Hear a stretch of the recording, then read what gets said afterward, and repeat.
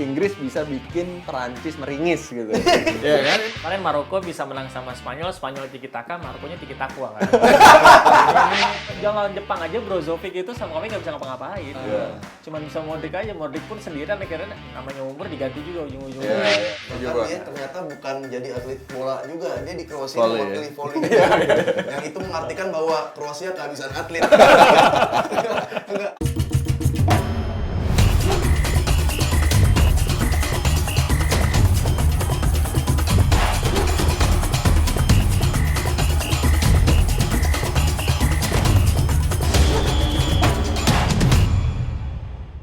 Hai semuanya, salam Ransportainment. Nah ini tentunya kita akan kembali lagi tentunya di program Ransport Pildun 2022. Dan di sini ada Putra Maulana atau a.k.a. Puma yang akan menemani kalian. Dan sebelumnya gue mau nanya dulu nih, kalian gimana nih kabarnya nih? Tentunya semuanya harus sehat-sehat, harus semangat. Apalagi buat kalian yang tim-tim jagoannya masih melaju ke babak berikutnya ya. Nah ini tentunya di sini gue juga nggak sendirian karena di sini sudah banyak sekali yang hadir di sini.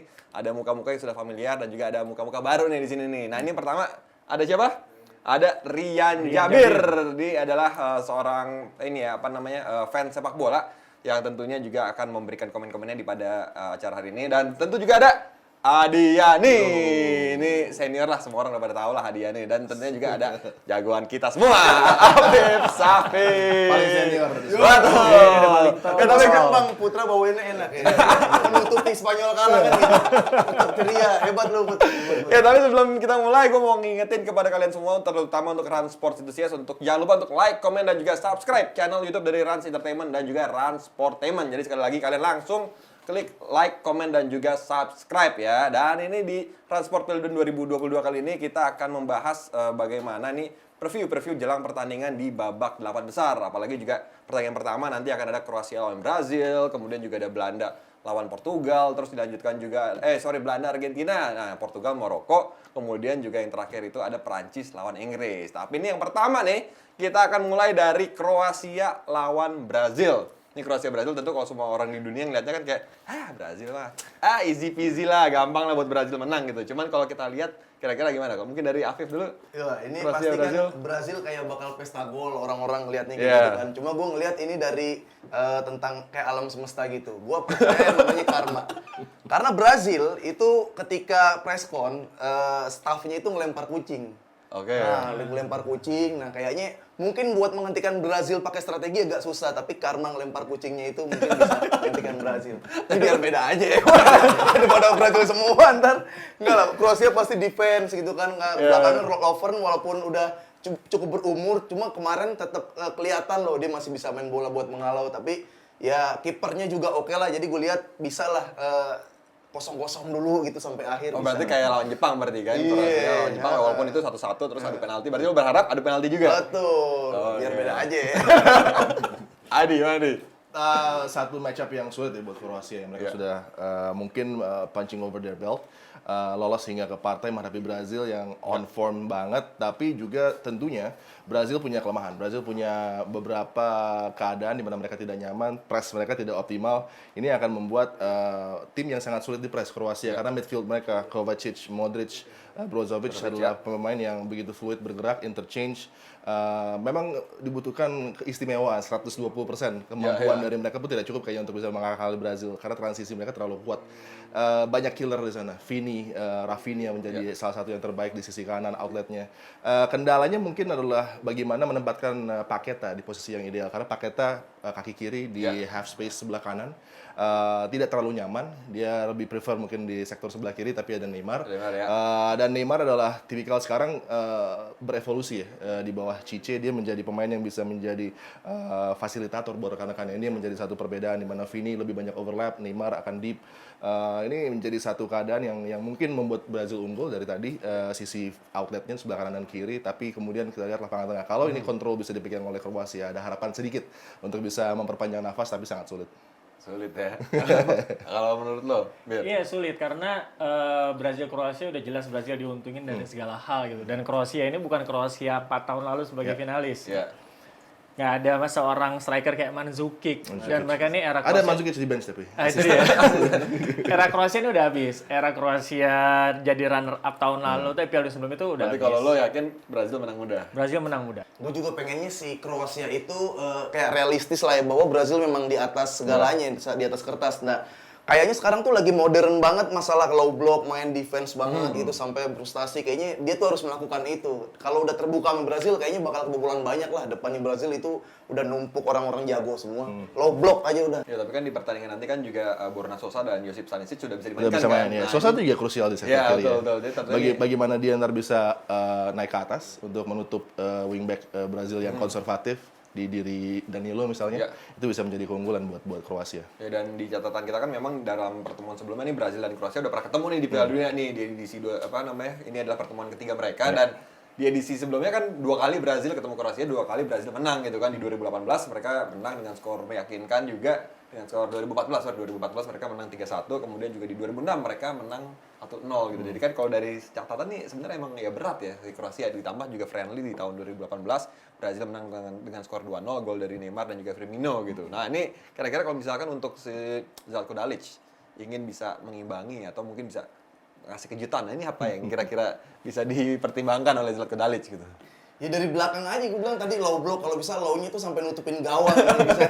Berarti kayak Maroko Spanyol ya. Maroko Spanyol lebih dalam lagi kalau bisa. Udah bukan parkir bus lagi. Parkir tank kalau kemarin tuh katanya parkir tank kemarin. Iya, susah sih emang bendung Brazil mah, kayak yang di kiri, Vini di kanan, Rapinya belum lagi masukin Anthony. Paling kalau dia nggak low block atau bener-bener defense-nya dia cuman di skill-skill doang sama orang-orang Brazil, di Hugo Bonito, di Congkel. Jadi bener-bener biarin dah kita yang nonton bosan-bosan, yang penting Kroasia skornya imbang kayak gitu sampai akhir. Itu masih ada kemungkinan. Untuk ngandelin counter attack juga agak susah Kroasia. Kiri kanan ini Kiri kanan ini kenceng semua. Ya itu yang menjadi keunggulan justru bagi Kroasia lapangan tengah ya. Kalau mereka bisa control, Brazil tidak memiliki build up yang bagus. Ya. Brazil selalu bereaksi dengan transisi counter. Itu yang menjadi keunggulan mereka. Dan tapi kalau ini bisa diambil lapangan tengah oleh Brozovic, Luka Modric dan juga Kovacic, ini bisa ada tadi chance bagi Kroasia, walaupun kembali ya sangat-sangat sulit. Dengan juga bench Brazil yang tadi dikatakan oleh Afif Xavi sangat dalam. Iya, kita lihat juga formasi dari Brazil kan biasanya 4-2-3-1 plus juga kalau Kroasia kan 4-3-3 ya. Memang mengandalkan dari tahun 2018 bahkan 2016 pun juga ya lini tengah Kroasia sebenarnya itu aja gitu orangnya kan. Mungkin hanya di edisi kali ini udah nggak ada Ivan Rakitic gitu. Nah, ini sekarang kalau kita bahas head to head nih antara pemain Brazil dan juga Kroasia, tentu kalau di penjaga gawang ya siapa lagi kalau bukan Livakovic dan juga Alisson Becker. Alisson Becker tampil luar biasa ketika menghadapi Korea, mementahkan peluang-peluang dari Wang Hee-chan dari placing yang dari jauh, kemudian juga jarak dekat juga digagalkan gitu kan. Nah, ini tadi kita udah obrolin juga nih kalau di posisi back ya ada Josko Gvardiol dan back senior Thiago Silva yang menjelma sekarang juga tetap memberikan penampilan begitu luar biasa ya, walaupun usianya juga sudah tidak muda gitu kan, karena juga Brazil kan backnya ya sekarang Thiago Silva Marquinhos untuk di tengah gitu kan. Nah, ini di lini tengah ya itu tadi seperti kata Adi ada Marcelo Brozovic against Casemiro. Ini kalau ngeliatnya gimana Brozovic Casemiro? Gimana lo lihatnya? Jauh. Jauh dulu ya. Jauh. Lawan Jepang Jauhnya aja, jauh gimana nih jauh? Karena lawan Jepang Jauh lebih bagus siapa Casemiro ya? Casemiro. Jangan lawan Jepang aja Brozovic itu sama kami nggak bisa ngapa-ngapain. Cuman bisa Modric aja. Modric pun sendirian akhirnya namanya umur diganti juga ujung-ujungnya. Jauh. Mereka lawan Casemiro, Paqueta di tengah itu sih kalau masih penampilannya sama kayak kemarin sih Kroasia ya 90 menit selesai sih. Kalau benar kata Mas Adi dia mau ngambil lapangan tengahnya. Cuman kalau permainan masih seperti itu ngelawannya Casemiro, Paqueta selesai. Ya kan, dan yang terakhir nih ada Perisic sama Neymar di lini depan. Viv, lihat Ya Perisic. kalau Perisic kita tahu etos kerjanya luar biasa Ya, ya. setuju Bahkan gua. dia ternyata bukan jadi atlet bola juga. Dia di Kroasia Volley, mewakili volley. Yang itu mengartikan bahwa Kroasia kehabisan atlet.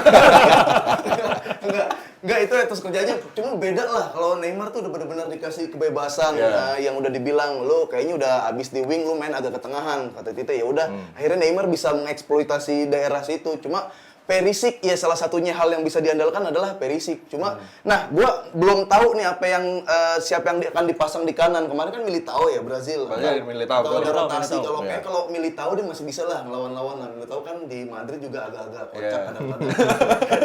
Ya, Mungkin satu-satunya lewat kiri Perisic ya. lewat kiri itu menjadi satu solusi buat Kroasia untuk menekan karena Eder Militao itu tadi sering suka konyol. Tapi ketika dia inverted ini justru menjadi penopang yang ideal buat dua center back Brazil yang mungkin outpace daripada pemain Kroasia juga karena kita masih lihat ada Kramaric di sana. Siapa yang akan menjadi pendampingnya apakah Livaja atau Petkovic? Kalau menurut apa yang gue lihat si Petkovic bisa menjadi pemain yang hold up play di depan menunggu pergerakan second line-nya dari Kroasia. Dan dia juga ketika recycle akan mempressing dengan cepat juga pemain-pemain bertahan dari Brazil. Jadi ini yang patut ditunggu ya. Ketika dari goal kick terutama siapa yang akan bergerak untuk mempressure penjaga gawang dan center back ini yang sangat krusial bagi Kroasia. Mereka harus berkorban, extra effort. Itu yang mungkin membuat tim yang sudah melewati golden generation sama seperti Belgia ini akan cukup berat gitu kan. Karena gue setuju sama lu sih, Viv, karena area yang bisa dieksploitasi oleh Kroasia mungkin dari sisi bek kanan yang ditempatkan oleh Eder Militao. Apalagi kan juga Alex Telles cedera, terus juga Alexandro juga cedera. Otomatis kan Danilo juga akhirnya digeser ke kiri, Militao di kanan. Nah, ini emang kita patut tungguin ya. Betul. Seperti Dan apa. Rafinha juga kalau nggak terlalu sering turun tuh orangnya. Tapi kemarin dia itu yang berbeda juga dari penampilan Rafinha karena dia kerap kali menjadi back kelima di backline Brazil ketika sudah ada serangan balik ini yang mungkin membuat itu tadi pemain-pemain seperti Rafinha sangat istimewa ya untuk Brazil dan dia bisa melakukannya untuk cicil. Nggak malas lah ya. Iya, dia menjadi ikut di transisi kan. Itu yang berbeda sih yang membuat gue juga cukup kaget di laga menghadapi Korea kemarin. Nah, kalau prediksi kira-kira Kroasia Brazil kalau lu Menurut gue sih seperti biasa Brazil akan menang mudah. Cuman Kroasia ini akan coba ngambil peluang nih. Dia akan mencoba dia hajar terus, gas terus. Apa namanya babak pertama? kebablasan nih. Udah gas terus aja udah. Kalau bisa dia Brazil Kroasia berapa? curi gol dulu. Skor kira-kira 2-0. 2-0. 2-0 untuk Brazil. 90 menit. 90 menit. 90 menit. Gue pengen low block ya, jadi satu sama bisa. Lo satu sama, Extra time. bisa extra time, bisa ada penalti. Berarti kayak Kroasia, Jepang gitu ya. Nah, tadi kan udah nih apa namanya Brazil lawan Kroasia. Terus next kita ke pertandingan berikutnya ini juga pertandingan yang menurut gua seru banget karena ada Belanda lawan Argentina. Ini juga mengulang di semifinal Piala Dunia 2014 waktu itu ketika ya Argentina menang lewat adu penalti. Nah, ini kalau Belanda Argentina. Kalau Belanda Argentina ini gue deg-degan ya nontonnya pas seru ya. Mas gue kalau Argentina kalah gue bingung nih dukung siapa lagi kan pertama. Tapi yang menarik kalau gue menganggap si Belanda itu yang seperti gue bilang dari awal-awal dia tuh kayak nyicil senjatanya. Awal cuma De Jong doang yang main namanya Gakpo udah mulai, Memphis udah mulai golin, terus Dumfries sama Blind udah mulai golin. Kayak nunjukin pelan-pelan nih gue Belanda nih gitu. Nah sementara Argentina tuh kayak bener-bener nggak bisa lepas dari Messi. Bahkan gol-gol Argentina tuh itu hadir ketika Messi dilepas 1 meter 2 meter kayak lawan Meksiko, lawan Poland, lawan sebelum-sebelumnya itu gara-gara Messi dilepas. Yang jadi pertanyaan, kalau nih ada gak pemain Belanda yang bisa ngurung atau yang nakal bikin Messi nggak nyaman kayak gitu? Karena kalau Messi bergerak dikit itu bahaya gitu. Nah, gue berpikir satu-satunya yang bikin Messi nggak nyaman dan Messi nggak bisa berkutik, Belanda pasti bisa menang kalau dia menggunakan back Arab Saudi. Dia nggak bisa berkutik. Kalau sekarang ya kalau ada yang gangguin Messi sih, gue deg-degan Belanda malah bisa lolos sih. Di Sulit ya buat Belanda. Memang kita ditawarkan satu lagi gaya sepak bola dari Van Gaal yang juga berevolusi. Tidak lagi dengan attacking play, tidak lagi dengan total footballnya Belanda. Memang banyak dikritisi ya, karena memang ini jauh di luar dari koridor bagaimana para penggemar sepak bola Belanda begitu familiar dengan timnya. Oranje kerap kali tampil impresif kan dengan dua wingback yang flowing, cepat, kemudian juga attacker yang begitu mematikan. Sekarang agak beda ya, mereka mid block dengan control dan juga mendeny space. Ini yang diterapkan sangat baik ketika menghadapi Amerika Serikat, di mana 3 pemain utama, termasuk Tyler Adams yang begitu dinamis, tidak berkutik, McKennie tidak menjadi pemain yang signifikan di sana. Bahkan ketika dimasukin Aronson pun nggak ada masalah buat kontrol di lapangan tengah. Ini yang menjadi bukti betapa kuatnya. Tapi memang ada masalah ketika Gravenberch tidak bermain di Munchen, maka tentunya pivotnya dia hilang satu kan. Tapi kemudian Derun masuk, dan dia menjadi metronom. Dia bisa link up ke kanan, dia bisa naik, dia bisa juga cover sebagai pemain yang memperebutkan bola di lapangan tengah. Dan juga ketika kita lihat Matthijs de Ligt struggling di game pertama menghadapi Senegal, Ismail Sarr inside out membuat dia terbungkam. Tapi penggantinya adalah Timber. Jurrien Timber kembali satu lagi central defender yang bisa juga interchange dengan dua wingback mereka. Dan ketika dia naik menggiring bola, itu bisa menjadi satu lagi opsi extra man di lapangan tengah. Jadi ini master stroke ya, kelas dari Van Gaal terlihat. Dia mengajarkan banyak pelatih-pelatih yang katanya sudah menjadi pelatih hipster, seperti tim hipster Amerika. Tapi bisa didinai dengan lagi orang tua yang katanya sudah out of date, tapi justru dia memberikan kita satu sajian yang mungkin buat orang-orang yang familiar dengan Belanda, kemudian mereka mengatakan, oh ini membosankan. Padahal ini tactical genius. Ini adalah bagaimana memenangkan pertandingan di knockout stages.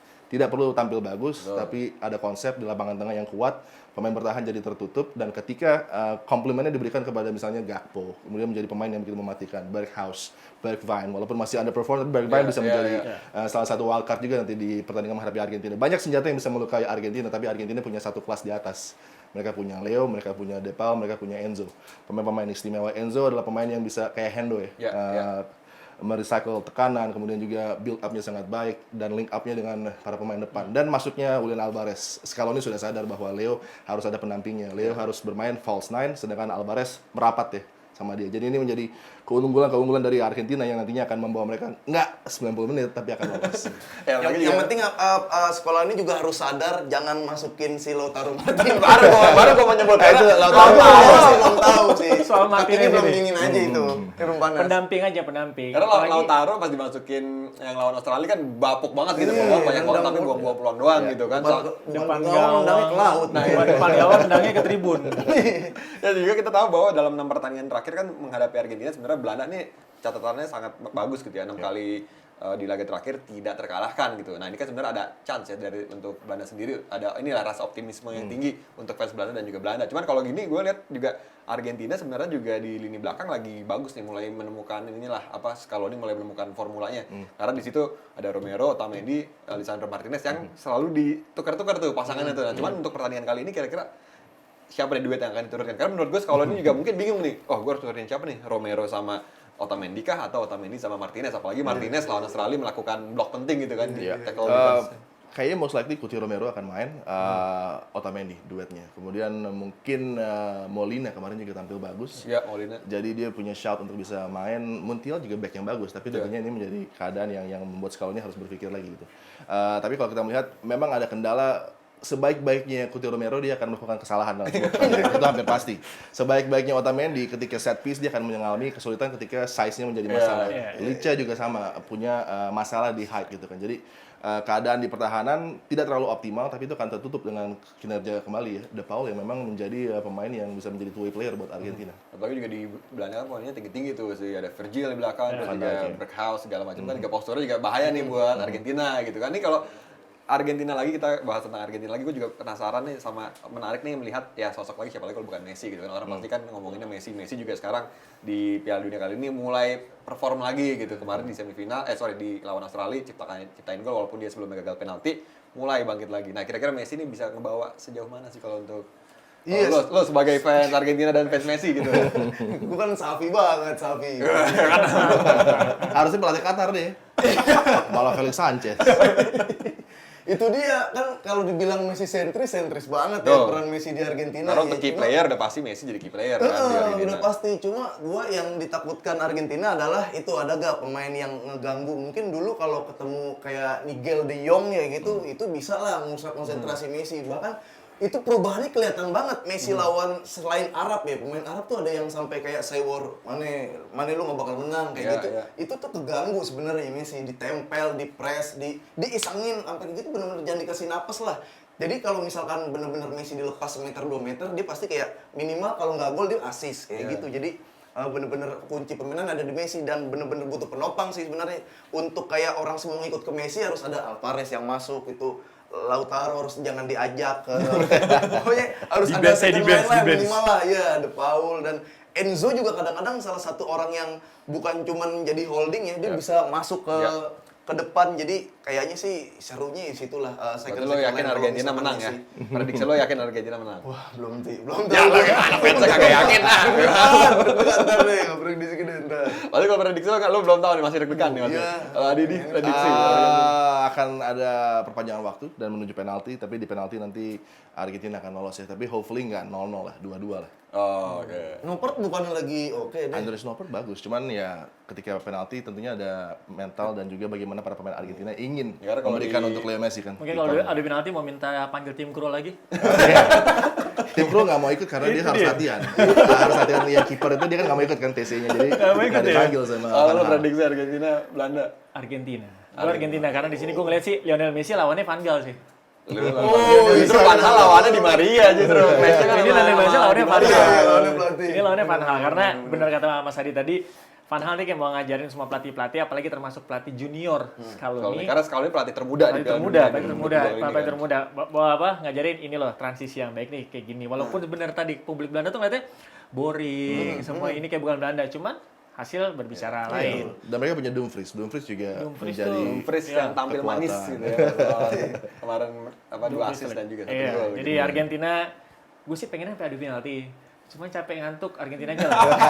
2-1 cukup lah. Tapi Belanda yang Satu sekarang cukup lah. memang sebenarnya beda ya sama Belanda. Mungkin orang-orang pada bilang, wah sekarang nggak ada yang kayak Robbennya nih, nggak ada yang kayak Nistelrooy-nya. Tapi kalau Belanda yang sekarang itu banyak yang bilang orang-orangnya pada kayak nurut gitu. Ada yang bener-bener taat banget religi orangnya. Kayak misalkan, iya Frankie de Jong yang misalkan dia ateis tapi tetap nurut orang. Jadi orang-orang gampang diatur. Jadi mungkin bedanya di situ gitu. Dulu juara sampai final nggak menang, final nggak menang. Nah ini orang-orang yang taat kayak gini nih yang kayaknya sih membantu ya. David Klaassen nih. Oke, Rans Kayak nggak ada tahu superstar ini ya. luar biasa banget obrolan kita dan juga tentunya komen-komen dari para bintang tamu kita yang udah hadir di sini dan tentunya jangan kemana-mana karena setelah ini masih ada pembahasan-pembahasan lainnya tentunya masih di Rans Sport Pildun 2022. Untuk itu jangan kemana-mana, stay tune bersama kita dan kita akan kembali tentunya setelah yang satu ini.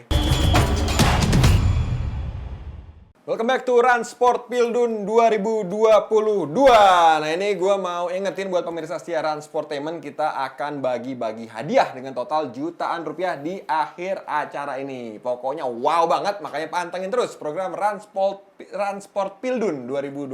Dan jangan lupa untuk like, komen, dan juga subscribe channel YouTube dari Rans Entertainment dan juga Rans Sportainment. Nah kalau tadi kita udah bahas Kroasia, Brazil, kemudian ada Belanda, Argentina. Sekarang kita ke pertandingan yang selanjutnya, itu ada Maroko lawan Portugal dan juga ada Perancis lawan Inggris. Tapi sebelumnya kita memulainya dengan Maroko lawan Portugal. Ini Maroko, gue dendam banget sama Maroko. Kesel banget, sampai sekarang gue masih kesel banget nih.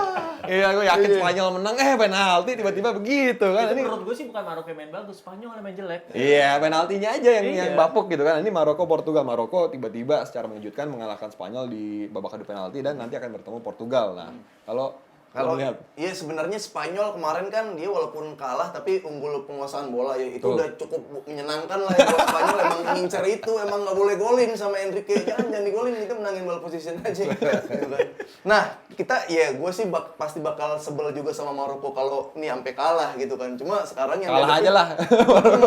tapi yang sekarang yang dihadapin kan Portugal. Ya. Ketika lawan Swiss aja walaupun di atas kertas menang, tapi dia berani ngasih bola ke Swiss, berani nunggu dan transisinya itu bener-bener beda kayak bahkan dia udah mencoba 4-1, 4-1 atau 4-3-3 tetap masih berjalan oke-oke aja sejauh ini dan pemilihan skuadnya PP masih dipanggil dan masih bisa golin. Ya. Jadi kayaknya ini oke ya, nggak adanya Ronaldo ternyata emang bener-bener sebuah solusi ya. Emang Walaupun begitu. udah Emang Betul, harusnya solusi, begitu. betul. Iya kan? Wajib Udah dong. itu solusi dan pelatihnya juga tahu kapan harus mengeluarkan Ramos di saat yang tepat. Jadi ini seru sih. Mudah-mudahan sih si Marokonya itu benar-benar kayak ngelawan dengan kayak lawan Spanyol kemarin. Rek Ragi, kredit bagi dia pelatih yang sudah tahu betul kemampuan kekuatan pemainnya.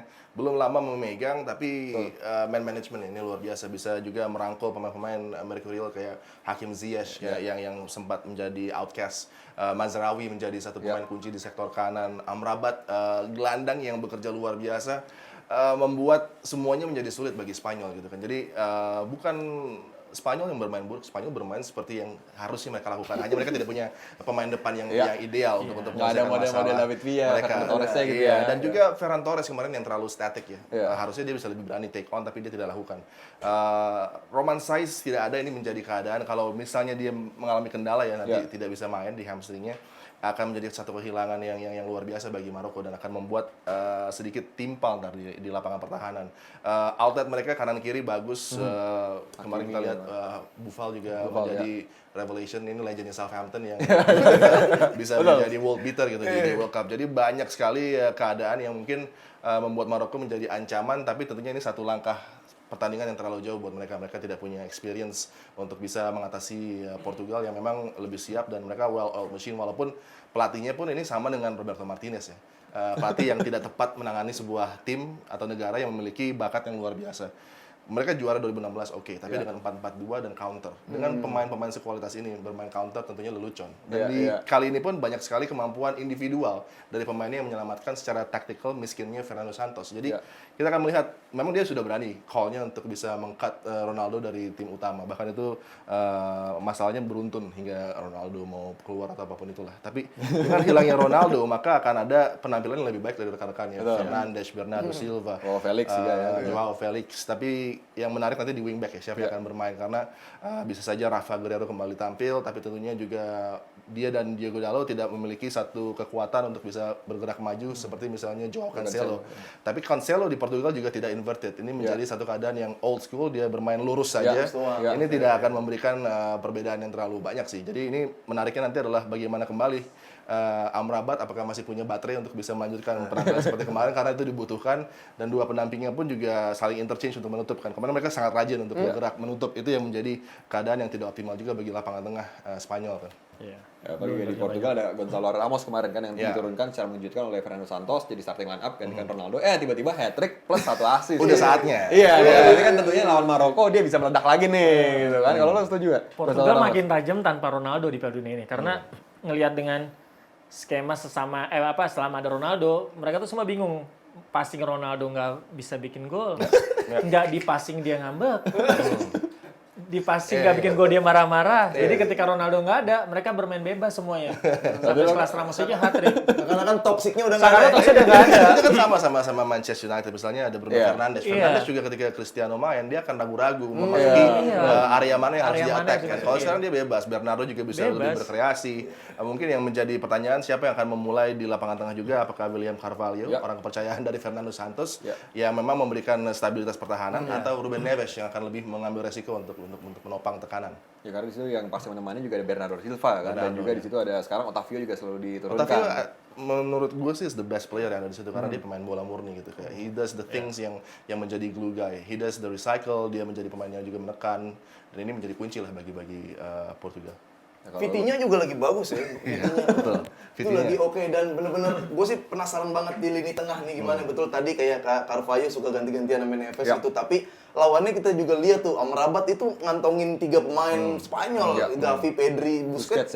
Amrabat kalau megang bola dia kayak Riquelme kan. Kalau ngambil bola kayak Veron. Jadi ini oke lah dia di lini tengah nih oke, tapi siapa nih yang berani ngambil inisiatif nguasain bola, karena gol-gol Portugal kemarin juga lawan Swiss banyak yang bola dari Swiss kena counter seperti itu. Atau gue malah curiga jangan-jangan dua-duanya main nggak mau ngambil bola. Dua-duanya serang gue serang lu. Tuh menarik sih nanti itu. Ya, Fernando Santos juga punya satu pemain Joao Palhinha yang bisa head to head match-up sama Amrabat ya. Sama-sama keras, bisa tackling juga. Jadi ini kembali pertanyaannya apakah William Carvalho konservatif, apakah Ruben Neves attacking, atau ada seorang fighter dalam diri Joao Palhinha. Ya ini kalau kita ngomongin head to head antar pemain dari Maroko dan juga Portugal, tentu kalau di penjaga gawang ya ada Yasin Bono sama kipernya Portugal Diogo Costa. Kalau memang kita lihat dua penampilan ini kan jelas ya, mungkin orang lagi terhype dengan Yasin Bono gitu kan, apalagi juga save 3 kali penalti Spanyol gitu. Terus juga di penjaga gawang tentunya juga Diogo Costa menjadi krusial setelah akhirnya Rui Patricio udah habis lah masanya. Akhirnya setelah berpuluh-puluh tahun gitu kan kita ngeliatnya Rui Patricio mulu di bawah gawang Portugal kan, akhirnya ada Diogo Costa. Nah ini kalau di back tentu ya Achraf Hakimi di situ, dan Pepe yang menjadi key player di lini belakang mungkin karena experience dan juga kematangannya kan. Pep memberikan energi, memberikan spirit, dia memberikan pengalaman juga, ketenangan di sana, tapi Pep sudah tidak memberi kecepatan, tapi tentunya yang mendampingi Ruben Dias, salah satu terbaik juga di dunia. Jadi secara defensively mereka akan mungkin cukup aman ya, karena En-Nesyri kemarin juga kita lihat struggling untuk bisa melibatkan dirinya dalam serangan-serangan balik dari Maroko yang justru melibatkan para flanker mereka. Nah ini kalau di lini tengah ya Maroko, Sofian Amrabat, dan juga kalau di Portugal ada Bruno Fernandes. Nah ini Bruno, Sofian tentu di lini tengah akan the battle of the midfield-nya akan sangat seru seperti yang lo bilang tadi. Kita lihat apakah Amrabat juga masih sanggupkah menahan Portugal gitu. Nah ini kalau misalkan di depan untuk attackingnya ada Hakim Ziyech dengan Gonzalo Ramos yang tampil cukup luar biasa ketika menghadapi Swiss. Jadi memang inilah pemain-pemain yang tentunya harus kita tunggu apakah dia akan meledak nih, apakah semuanya akan perform gitu. Ya kan. Nah ini kalau prediksi Maroko Portugal lo. Aduh. Gue kedua imbangnya lah terus Imbang. lah. Oh, imbang. Extra time ya? Extra time. Penalti. Extra time penalti. Oh enggak, tapi kayaknya ada gol di extra time, ada gol. Capek, Maroko capek bertahan gitu kan. Ronaldo masuk. Tuh Ronaldo golnya bisa buka baju ya. Dia selebrasi kayak dia menang Piala Dunia. Biasa kan gitu tuh Ronaldo tuh. Nggak ngapa-ngapain tiba-tiba golin terus dia yang selebrasi Nih paling. Spanyol yang ngalahin lu, gue yang golin gitu kan. Wah, kayaknya ada gol di extra time. Ada gol di Portugal. Extra. Tapi tetap Portugal yang menang, yang lolos. Di 1-0 ya Portugal. 90 menit. satu gol. Lo? 2-0 Portugal. 2-0 Portugal. Udah susah kemarin Maroko bisa menang sama Spanyol, Spanyol tiki taka, Marokonya tiki takwa kan. Ini udah selesai tiki takwanya. Ketemu Portugalnya udah selesai nih. Nah ini tadi udah Portugal lawan Maroko, sekarang kita ke pertandingan yang terakhir di babak 8 besar. Nih ada Inggris lawan Perancis. Tentu ini pertandingan yang luar biasa, wah banget. Semua orang juga pasti menunggu pertandingan ini karena di sini juga balik lagi nih bisa jadi ada Mbappe against Rashford seperti MU lawan PSG di Champions League waktu itu kan. Ya kan di situ kan waktu MU menang kan Rashford wah dilulukan gitu. Nah sekarang nih ada chance untuk mengulang gitu nih. Ini kalau nggak Perancis Inggris. Iya benar juga. Cuma kayaknya Mbappe sekarang lagi susah di stop deh. Maksudnya mungkin lah ini saatnya kayak misalkan orang-orang fokus ke Mbappe, ada Walker mungkin di sana bisa nutup atau Stones bisa nutup gitu. Tapi jangan dilupain juga sebelah kanan ini kencang juga. Ya, Koman Dembele. sama Dembele iya, dan dia belum Koman Dembele sejauh ini belum kayak nunjukin nih gue Dembele, nih gue Koman. Mungkin ini saat yang tepat kalau semua orang fokusnya ke Dembele, Mbappe, Giroud. Nah, second lainnya kayak ya dari tengah mungkin si Griezmann yang belum terlalu kelihatan itu bisa nusuk sekarang, si Dembele bisa nusuk sekarang. Kayaknya itu nih yang bahaya dari Prancis, lagi susah dibendung dia. Ya kalau gue kurang setuju lo bilang tadi Antoine Griezmann belum kelihatan. Karena menurut gue dia kunci dari bagaimana tim ini bisa tick. Bagaimana Didier Deschamps melakukan coaching yang luar biasa yang tidak bisa dilakukan oleh mungkin Diego Simeone pun tidak bisa karena Ya, ada betul. perubahan lagi dari karakter Antoine yang bermain deep. Dia bisa menjadi quarterback bagi Prancis. Dia juga memiliki visi passing 10 detik mungkin dari pemain lain. Dia punya gambaran yang tepat di mana pergerakan-pergerakan terutama ada Rabiot di sana. Di sisi kanan ada Ousmane Dembele. Yang menurut gue juga gue nggak kurang setuju kalau bilang dia belum menunjukkan karena Ousmane Dembele lagi-lagi sangat konsisten, take on-nya begitu berani, dia in and out-nya juga sangat bagus. Jadi ini kembali outletnya luar biasa buat Prancis dan ada Olivier Giroud sebagai focal point di depan yang mendampingi Kylian. Kylian memang akan tampil high gliding, tidak akan dia track back, tapi justru ini keunggulan dia yang membuat ketika ada serangan balik cepat dia akan begitu dekat jaraknya sama gawang. Itu yang menjadi konsep di mana Didier menampilkan Adrien Rabiot di sana untuk menjadi pemain yang mengkomplement Kylian dari segi defensif ya. Dan kita lihat bagaimana dia connecting sama Tchouaméni. Tchouaméni adalah pemain yang terbaik bersama dengan Antoine di tim ini karena orang banyak khawatir nggak ada Pogba, nggak ada Kante. N'Golo Kante. Iya, Siapa nih iya. yang akan menggantikan Iya. Tchouaméni dengan heat map yang dia sajikan. Hampir semua pertandingan bergerak Ini adalah bukti bahwa dia mengcover lapangan pertahanan dan juga menjadi pemain yang bisa memulai serangan. Central defender mereka punya Upamecano yang sangat bagus sekali. Mungkin Rafa yang masih penampilannya belum terlalu optimal ya, tapi tentunya itu tidak akan berpengaruh terhadap tim ini. Dan yang menjadi kendala bagi Inggris adalah kalau Gareth Southgate overthinking. Kalau mereka bermain dengan back four, ini akan menggunakan petaka. Karena kalau ada double cover dari Trippier dan juga Kyle Walker, tentunya Antoine yang akan terbebas di lapangan tengah. Ini yang tidak boleh terjadi. Jordan Henderson adalah pemain terpenting bagi Inggris. Kalau dia tidak ditampilkan dan lebih memilih pemain lain yang bisa mungkin lebih agresif, ini akan membuat sistem pertahanan Inggris juga akan terbuka, akan sangat dieksploitasi. Dan kita melihat bagaimana Jude bisa berekspresi, bagaimana Declan Rice bisa menjadi single pivot yang luar biasa. Itu kredit kepada Henderson yang di second line menjadi pemain yang begitu impresif. Tidak hanya glue guy ya, tapi dia juga bisa merecycle tekanan, kemudian dia juga bisa menenangkan lapangan tengah dan memberikan kendali yang ideal. Kalau gue sih ngeliat ini Prancis akan mengeksploitasi Inggris sih gede-gedean karena tadi dibilang kan Mbappe sebelah kiri, kanannya Dembele, kasihan nih Walker sama Luke Shaw-nya. Maka tadi kata Mas Adi bilang kalau dipakai four-back itu betul, ini akan fokus bertanding, dihajar terus. Nah, Giroud akan berperan sebagai penahan bola aja. Passing bola, masuk kanan kirinya, di banyak peluangnya untuk mereka berdua gitu. Karena kan sebelum ke babak 8 besar kan juga Inggris menang mudah atas Senegal gitu kan. Inggris bikin Senegal menangis gitu kan. Nah, sedangkan Perancis kan lawan Polandia juga nggak ada. Ya Polandia juga ya kita nggak bisa berharap kan. Akhirnya juga dibabat juga kan dengan skor 3-1. Dan tentunya apakah nanti nih Inggris bisa bikin Perancis meringis gitu. Ya kan itu yang patut kita tunggu gitu. Apalagi juga kalau kita ngomongin Inggris ya Inggris juga sekarang depannya juga akhirnya Southgate terbuka pikirannya. Banyak orang bilang Foden. Akhirnya diturunin dan Foden bener ngasih perubahan gitu kan. Ya, yang tentunya membuat Southgate berpikir memainkan Phil Foden ketimbang Rashford misalnya adalah tentunya opsi Foden yang bergerak ke dalam juga kan. Harry Kane dropping deep, dia akan jemput bola juga ke tengah. Foden akan bergerak masuk inverted, ini yang menjadi keunggulan Phil Foden dan dia juga bisa koneksi dengan wing sebelah kanan Bukayo Saka. Kalau Trippier dimainkan akan menjadi kendala bagi Bukayo Saka. Bukayo Saka bukan tidak mungkin akan dibangun cadangkan. Tapi melihat Perancis seperti ini, Bukayo Saka justru menjadi pemain yang sangat penting juga untuk membantu Kyle Walker. Jangan menggunakan Trippier karena dia hanya menawarkan satu pergerakan gitu kan. Sedangkan Bukayo menawarkan banyak pergerakan yang bisa merepotkan Perancis. Itu tadi Bukayo Saka, Kyle Walker. Kalau mereka tidak dimainkan salah satu di antaranya, Inggris akan mengalami hari yang panjang. Dan ini kita lihat bagaimana head to head dari pemain antara Prancis dan juga Inggris. Nah ini kalau punya gawang ya Inggris ada Jordan Pickford di situ, walaupun juga ada banyak yang bilang oh ini harusnya kipernya Arsenal nih si Ramsdale gitu kan, tapi kan ya Pickford utama lah. Kemudian juga di Prancis ada Hugo Lloris, pemain yang memang ya krusial di penjaga gawang. Terus di lini belakang di situ ada Harry Maguire dan Dayot Upamecano. Ini pemain yang ya tadi udah kita obrolin. Terus di lini tengah ada pemain muda dari Dortmund, Jude Bellingham yang sekarang lagi naik daun juga, lagi wah semua klub jadi mau ngincer Bellingham gitu kan. Dan ada Kylian Mbappe, penampilan yang sejauh ini sudah menciptakan 9 gol dari 2 penampilan di Piala Dunia gitu kan. Bahkan sudah melampaui gol-gol dari Sama dengan Lionel Messi. Betul, sama dengan Lionel Messi dan juga melampaui inilah sepuh-sepuh sepak bola zaman dulu gitu kan. Ya. Nah, di depan ini juga menarik, Harry Kane sama Olivier Giroud. Ini kalau misalkan orang bilang bisa jadi derby London nih zaman dulu nih. North London derby kan. Dulu Arsenal sama Spurs. Kalau lihat Harry Kane sama Giroud nih. Ya kalau masalah rambut Giroud menang. Selalu terjaga kan. Kalau itu alasan si Pickford juga menang rambut kali ya lawan si Ramsdale ya. Iya. Jadi Olivier Giroud striker yang istimewa ya. Dia bahkan bisa tidak menciptakan gol tapi mengangkat trofi untuk Prancis. Tapi sekarang juga menjadi pemain yang begitu penting untuk focal point di depan karena itu tadi mereka tidak memang pernah membutuhkan Benzema.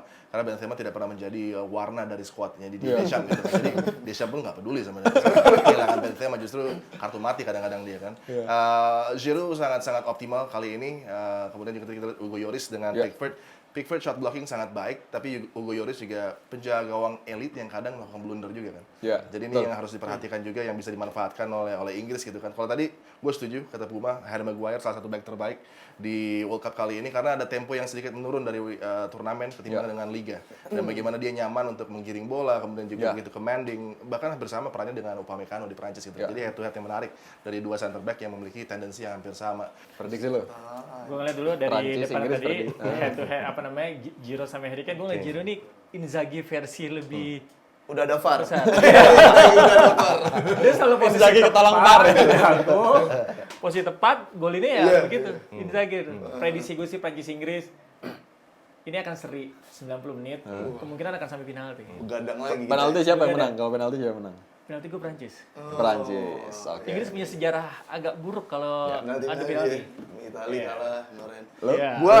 Gua sebenarnya selain seneng sama Giro yang bener-bener 9 mati ya, gue lagi ngelihat si Kane juga yang kayak kadang jadi false nine atau bener-bener buka ruang, itu yang kayak menyebabkan Hendo kemarin golin, malah dia malah udah bisa assist, jadi udah jadi beda gaya nih si Kane sama Giro gitu. Jadi menarik lah buat di lini depan Inggris, apalagi belakang-belakangnya ada Bellingham, terus udah klop banget dia sama Hendo gitu. Cuma kalau prediksi gua ini selain prediksi harapan juga sih, pengen 3-1 sih Perancis ya.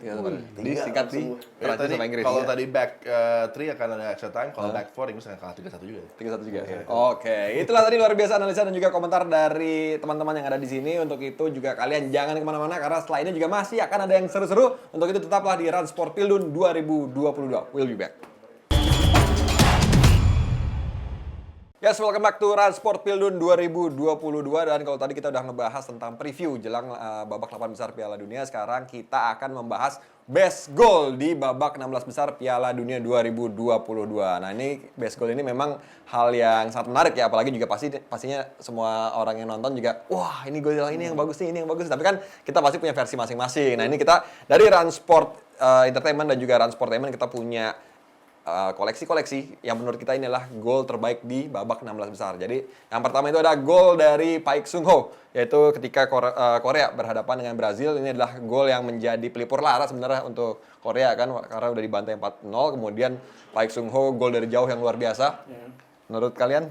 Itu Golnya? bener gol luar biasa, perlipur lara, jadi oleh-oleh indah tuh buat warga Korsel di Iya. gol seperti itu. Iya, karena udah tahu lah lawannya Brazil bisa gol seperti itu sejarah sih. Dan itu tapi sepertinya VR juga ngasih kelonggaran ya karena kayaknya first ball-nya offside tuh 3 pemain Korea Republic sebelum ini Iya. kembali ke Park Seung-ho. Tapi memang tidak bisa dipungkiri tekniknya bagaimana minimal backlift-nya juga menjadi satu tembakan yang begitu istimewa dari Park Seung-ho tanpa selebrasi karena sudah terlalu jauh ya. Iya. Itu tadi first ball-nya ya. Oh, oke. Dan Bahkan juga Alisson di situ juga mau kaget. menjangkau tapi Iya, juga dan ternyata dia langsung cepat ambil keputusan first time. nih Atau dia golnya. jangan-jangan dia nggak nyangka kalau itu gol. Kok gol sih? Makanya gue kaget.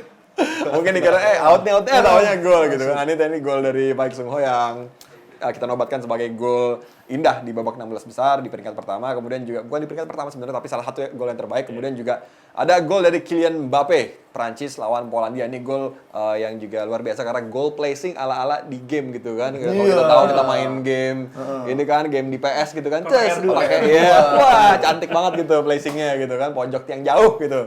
Gol yang diciptakan oleh Mbappe, namun ada gol yang satu lagi ya dari sebenarnya golnya Mbappe dua-duanya ya bagus ya, dua-duanya bisa dikatakan salah satu gol terbaik di babak 16 besar lah. Ini tendangan kencang dari Mbappe nggak bisa dijangkau dan ini dia bagaimana melakukan placing manis, tendangan yang manis dan ini mengingatkan kita kepada gol dari Enzo. Gol dari Enzo. Oh, Enzo, iya, ketika muter lagi. betul, Iya, Enzo juga iya, golnya iya. mirip kan seperti ini juga gol placing Iya, seperti ini. ini kredit bagi Mbappe ya, dia melihat spot yang memang sulit untuk bisa digapai oleh Wojciech Szczęsny. Kamil Glik tadi sudah berupaya menutup, tapi kembali kualitas dari penempatan bola dan juga power yang tepat untuk bisa memberikan efek bend di ujung tadi oleh Kylian Mbappe yang memang sensasional ya.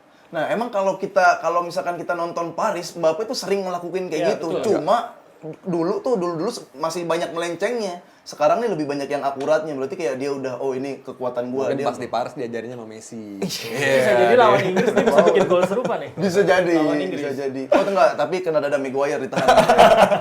Nah, ini gol lainnya juga datang dari pertandingan Portugal lawan Swiss. Ini gol dari Rafael Leao, gol placing juga yang begitu luar biasa, tenang sekali. Satu kali tembakan langsung langsung deh kiper Jan Sommer juga. Jan Sommer udah tabrak males petik. kayaknya. Dia udah, aduh 5 gol udah, ya udahlah ya. Padahal Jan Sommer, gue berharap banyak sih bisa memberikan yang lebih bagus. Tapi kemudian juga timnya compang-camping membuat Swiss sulit lah di keadaan. Dan Rafael Leao selalu dengan senyuman ya. Baru mau bahas bisa-bisa dia senyum sebelum gol. Nah, ini mengingatkan kita kepada Ronaldinho nih. Iya. Karena selalu senyum kan, mau dikasarin, mau seperti apapun Iya. situasinya, tetap senyum, tetap memberikan yang penampilan yang terbaik gitu kan. Dan bahkan juga kalau Jan Sommer sendiri dengan penampilannya ini dia rumornya mau diambil sama MU gitu kan. Oh iya.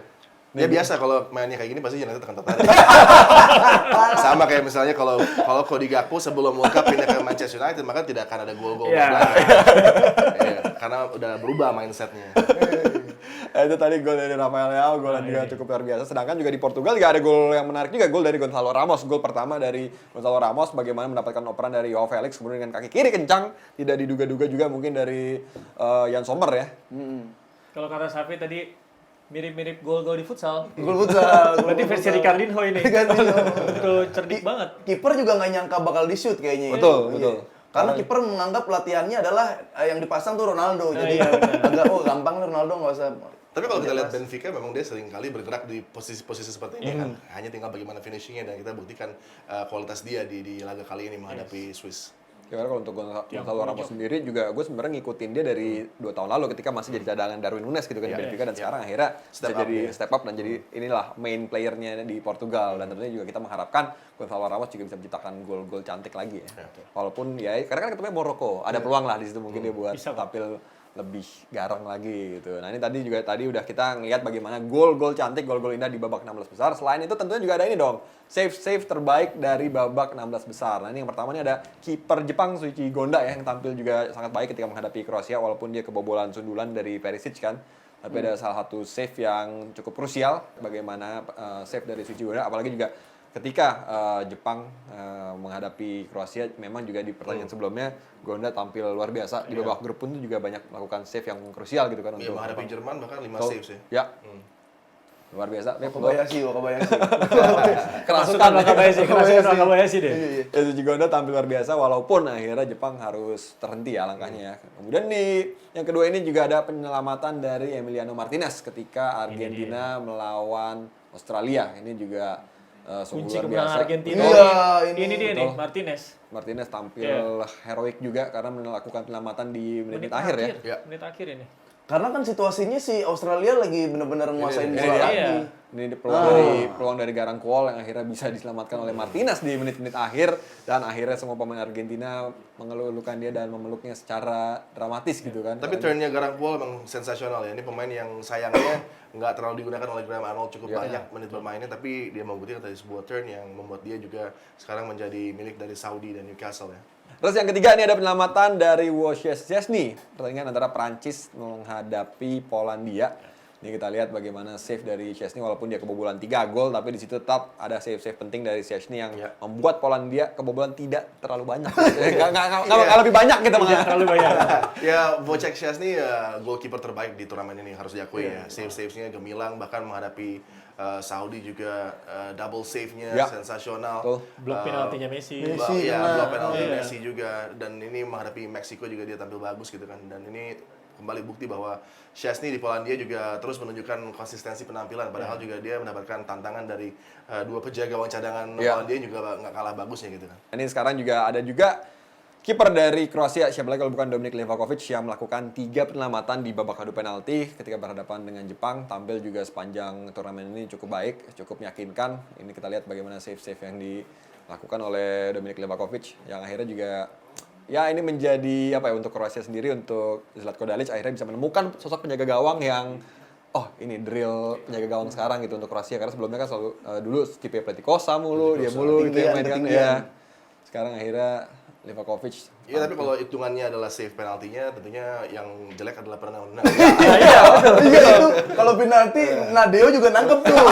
Kayak gitu terus. Tapi Livakovic ya all round performance ya commanding dia di kotak penalti, dan dia bersama Zagreb 258 penampilan dan juga pengalamannya di Champions League, di Europa League, dan memang banyak key player dari Zagreb yang dipercaya juga oleh sang pelatih di skuad Kroasia kali ini kan. Jadi membuat tim ini pun punya warna domestik yang sangat kental. Petkovic menjadi bintang juga, dan Orsic ya. Ya, betul sekali. Dan pemirsa, itu tadi kita udah bahas prediksi pertandingan dengan para komentator handal kita. Dan saatnya sekarang kita mau bagi-bagi hadiah untuk para penonton setia dari Run Sport Pildun. Nah, ini caranya gampang banget. Kalian tinggal jawab pertanyaan di kolom komentar. Dan jangan lupa untuk tulis akun Instagram kalian juga ya. Dan yang beruntung akan mendapatkan hadiah dari Run Sportainment. Ini pertanyaannya gampang banget. Harap disimak, harap dicatat. Pertanyaannya adalah, bermain di klub manakah penyerang Portugal Gonçalo Ramos? Sekali lagi, bermain di klub manakah pemain Portugal Gonçalo Ramos? Nah, ayo langsung aja jawab di kolom komentar kita. Iya. Nah, karena tadi udah dibahas tuh, udah Cadangannya siapa? diomongin Belum berkali-kali, tahu. di-mention berkali-kali. Jadi pokoknya jawabannya harusnya gampang banget. Jadi pemirsa langsung aja jawab di kolom komentar kita dan jangan sampai salah jawabannya. Karena kalau salah ya nggak dapat hadiah gitu kan. Jadi mau dapat hadiah dari Run Sportainment, makanya tonton terus program Run Sport Pildun. Nah, ini udah nggak kerasa ya, ternyata kita udah ngobrol-ngobrol lama, ngoceh sana sini, udah sampai capek gitu kan. Dan inilah akhir dari Run Sport Pildun 2022 edisi kali ini. Untuk itu kita ingin mengucapkan dulu terima kasih banyak untuk para guest star kita dan juga bintang tamu kita. Thank you banget, ada Rian Jabir di sini, Adi Yani dan juga Afif Safi. Kita ingin mengucapkan terima kasih dan tentunya jangan bosan-bosan karena masih ada episode-episode selanjutnya. Jadi tentu kita juga akan kembali lagi. Untuk itu kami dari Run Sport Pildun 2022 ingin mengucapkan terima kasih banyak telah menyaksikan, dan jangan lupa sekali lagi untuk like, komen dan juga subscribe YouTube dari Rans Entertainment dan juga Rans Sportainment. Untuk itu, gua Putra Maulana aka Puma. Gua Rian Jabir. Adi Yani. Afif Safi. Pamit undur diri dan sampai ketemu di Rans Sportainment berikutnya.